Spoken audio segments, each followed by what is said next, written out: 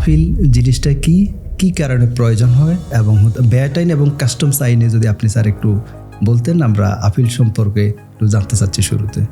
Appeal হলো একজন ব্যবসায়ী বা ভ্যাট বা কাস্টম ডিউটি যারা পরিশোধ করেন, তারা যদি মনে করেন যে সরকারের যারা কিনা ভ্যাট কর্মকর্তা বা কাস্টমস কর্মকর্তা তাদের কোনো সিদ্ধান্তে বা আদেশে তারা ক্ষতিগ্রস্ত হয়েছেন বা হচ্ছেন, তো সেক্ষেত্রে ন্যায়সঙ্গত এবং আইনানুগ প্রতিকারের জন্য আপিল করার আইনগত সুযোগ রয়েছে। এটি বিভিন্ন পর্যায় ভিত্তিক।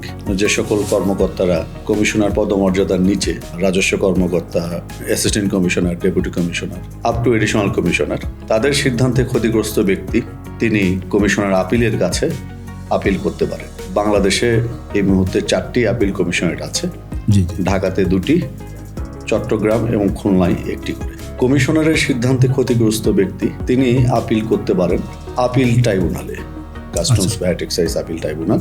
এটি ঢাকাতে অবস্থিত, জাতীয় রাজস্ব বোর্ডের যে ভবনে অবস্থিত সেখানে।